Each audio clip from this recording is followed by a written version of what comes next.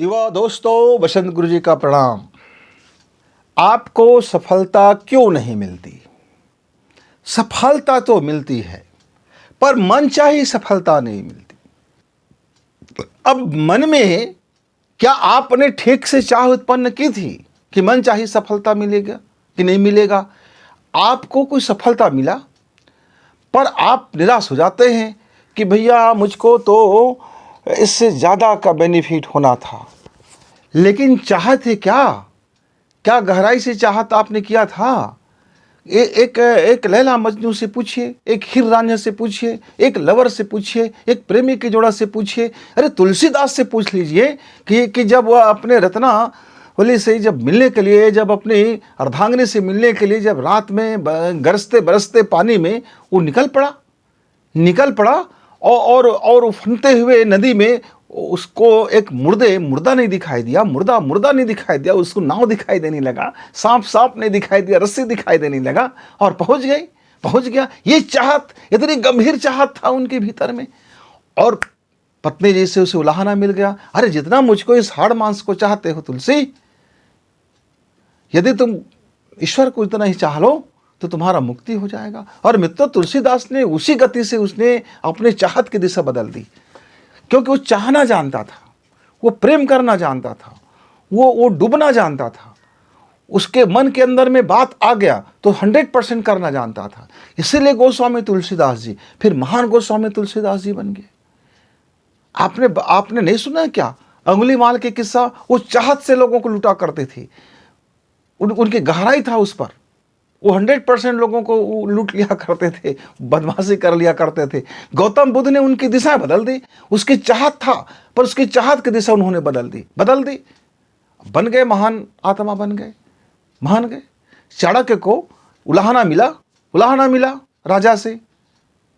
फिर चाणक्य ने संकल्प कर लिया और उसने 100% चाहा अपने संकल्प को और सिद्ध करके दिखाया और भारत का स्वर्ण युग लेकर के आया, गुप्त मौर्य शासन लेकर के आया और इतिहास में अमिट उसने छाप छोड़ दिया। मित्रों, तो चाहना ही तो है असली चीज, क्योंकि हर विचार में एक शक्ति होता है। और जब आप विचार को चाहत बदलते हो, एक मुकम्मल चाहत बदलते हो, एक 100% चाहत बदलते हो, तो फिर आप उसके पीछे कार्य करते हो। उस चाहत को पाने के लिए आप अपना 100% लगाते हो। तब आपको तुलसी की तरह से ये समझ नहीं आता कि जो दिखाई दे रहा है वो मुर्दा है कि नाव है। आपको अपना नाव दिखाई देता है और आप उस पर सवार होकर के आगे भी बढ़ जाते हो। तब आपको एक चीज़ नहीं हो जाता, जो लटक रहा है वो सांप है कि रस्सी है, क्योंकि आपको रस्सी की ज़रूरत है। वो आपको सांप भी रस्सी जैसे लग जाता है। और यदि कोई ठोकर मिल जाता है, आपकी दृष्टि यदि गलत है, आपकी सोच यदि गलत है, और उस वक्त यदि किसी का ठोकर मिल जाता है, तब आपका दृष्टि को डायरेक्शन बदल जाता है। और जैसे ही डायरेक्शन बदल जाता है मित्र, जैसे बदल जाता है, तब फिर आपका वो चाहत उस दिशा में बढ़ निकलता है। जिसने भी आविष्कार किया अपने चाहत के दम पर किया, जिसने भी बड़ी सफलता अर्जित की अपने चाहत के दम पर किया, जिसने भी महान आत्मा बना अपने चाहत के दम पर बना, जिसने भी कोई सिद्धि किया अपने चाहत के दम पर किया, जिसने भी मंत्र सिद्धि किया अपने चाहत के ही दम पर किया, जिसने भी अपने आप को वह हर हर हर हर हर मंत्रों से सिद्ध कर लिया, वो परम सिद्ध को प्राप्त कर लिया, तो अपने चाहत के दम पर ही किया। वो आधे अधूरा नहीं चाहते हैं। जो आधे अधूरा चाहते हैं वो फिसड्डी हो जाते हैं। लेकिन जो मुकम्मल चाहते हैं, जो डूब कर चाहते हैं, जो ऐसा डूब जाते हैं चाहत में, फिर उसके ड्रीम तो पूर्ण होना ही होना है मित्र। तो जरा अपनी चाहत को देखो। आपने किसी राह चलते को आई लव यू बोल दिया, वो चाहत का निशानी नहीं है। आपने अपने मनचले स्वभाव में आकर के किसी को आई लव यू बोल दिया, ये चाहत नहीं है। आपने अपनी मतलब निकालने के लिए, गरज निकालने के लिए छद मुखौटा लगा करके किसी को आई लव यू बोल दिया, तो ये चाहत नहीं है। आपने किसी का शोषण करने के लिए आपने आई लव यू बोल दिया, ये चाहत नहीं है।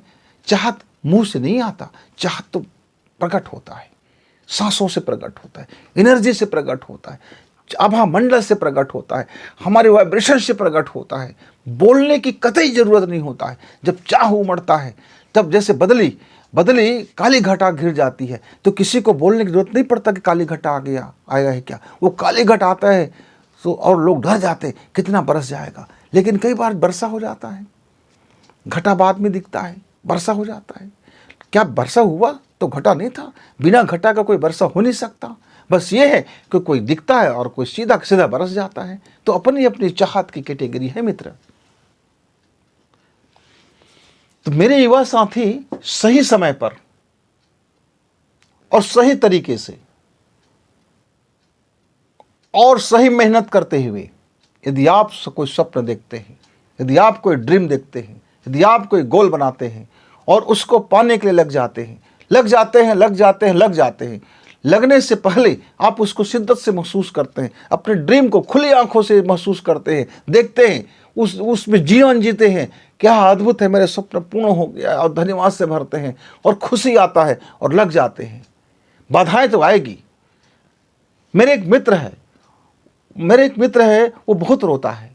कहता है, गुरुजी मेरी मम्मी ऐसी है, मेरी मम्मी बात बात पर टोचा मारती है, मेरी मम्मी कहती है मेरे मित्रों से मत मिलो, मेरी मम्मी कहती है कि ये आपके दोस्त बेकार है, आपके दोस्त नकारा है, आपके दोस्त गधे हैं, आपके दोस्त पाजी है, आपके दोस्त नशेड़ी है, फकेड़ी है, गजेड़ी है, जुएड़ी है, आप उनसे दोस्ती मत करो, मत जाया करो, घर से मत निकलो, इससे मत निकलो, उससे मत निकलो। तमाम बंदिशें जीना आराम कर दिया। गुरुजी मैं कैसे जीवन जीऊं? मित्र, एक स्वप्न देखो, एक ड्रीम देखो, जो तुम पाना चाहते हो उसको महसूस करो और लग जाओ उसी के पीछे। छोड़ दो कौन क्या कहता है, इग्नोर करो, मत सुनो और मत सुनो, क्योंकि आप अपना सुनो, दुनिया की मत सुनो, दुनियादारियों की मत सुनो, लफाबाजों की मत सुनो, जिसने जिंदगी में कुछ नहीं कर पाया उसकी मत सुनो, जो आपको परेशान करता है उसकी मत सुनो, जो आपके रास्ता भटकाता है उसकी मत सुनो।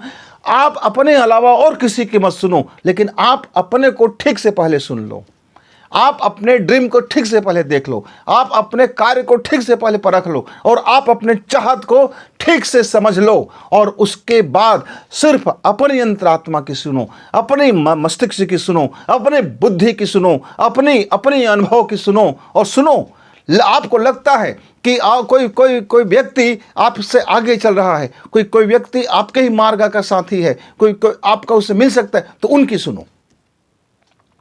अब भौतिक शास्त्र पढ़ना चाहते हो तो भौतिक विज्ञानियों की सुनो, आप मैथ्स से पढ़ना चाहते हो तो गणितज्ञों की सुनो, आप रसायन पढ़ना चाहते हो तो केमिस्ट्री वालों की सुनो, आप डॉक्टर बनना चाहते हैं तो फिर डॉक्टरों की सुनो, आप इंजीनियर बनना चाहते हो तो इंजीनियर की सुनो। मतलब जिस क्षेत्र में आपका ड्रीम है उसमें जितने भी रहनुमा हैं, उसमें जितने भी सफल लोग हैं, उसमें उनके जो गुरुएं हैं, उनके जो सिद्ध हैं, आप उन लोगों की सुनो। यदि मम्मी बकवास करती है तो मत सुनो, पापा बकवास करते हैं मत सुनो, भैया बकवास करते हैं मत सुनो, बहन बकवास करते हैं मत सुनो, दादी बकवास करती है मत सुनो, दादा बकवास करते हैं मत सुनो, पड़ोसी बकवास करते हैं मत सुनो, जो भी बकवास करते हैं उसकी मत सुनो,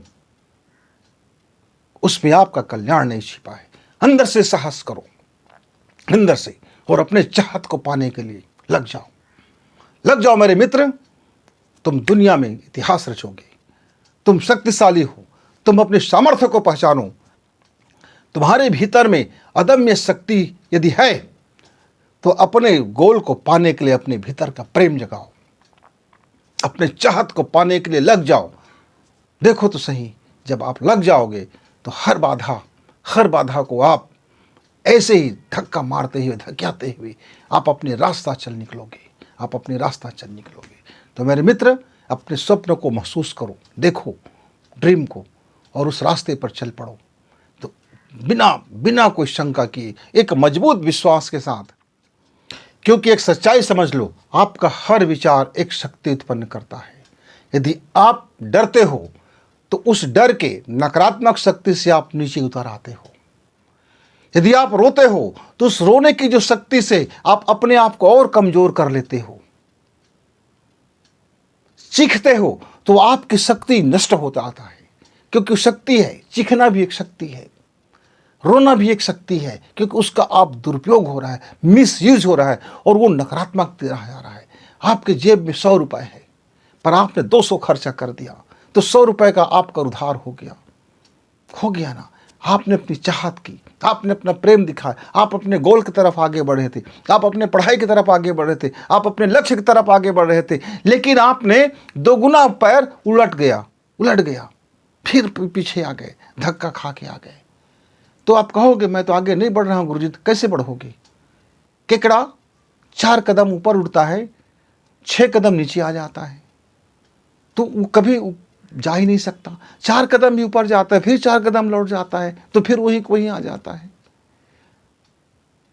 तो इसलिए मित्रों, अपनी चाहत, अपनी गोल, लक्ष्य, अपने ड्रीम को देखो, महसूस करो, खुद के सामर्थ्य पर भरोसा करो, ईश्वरीय शक्ति पर विश्वास करो और अपने कार्य में लग जाओ। और अपना विचार मत बिगड़ने देना, अपने विचार में कमजोरी मत आने देना, अपने विचार को नकारात्मक होने मत देना, अपने विचार को डार्क साइकोलॉजी की तरफ जाने मत देना, अपने चरित्र को डार्क साइकोलॉजी की तरफ जाने मत देना, अपनी सोच को डार्क साइकोलॉजी की तरफ जाने मत देना। देखना फिर आपका हर एक विचार किस तरह से शक्ति बन करके आपके सपनों को साकार करने में अपना 100% लगा देता है। तो आइए अपने विचार की शक्ति, अपनी महसूस करने की शक्ति और अपने संकल्प को सिद्ध करने की शक्ति से अवगत हों। तब तक गुरु जी को इजाज़त। नमस्कार, धन्यवाद।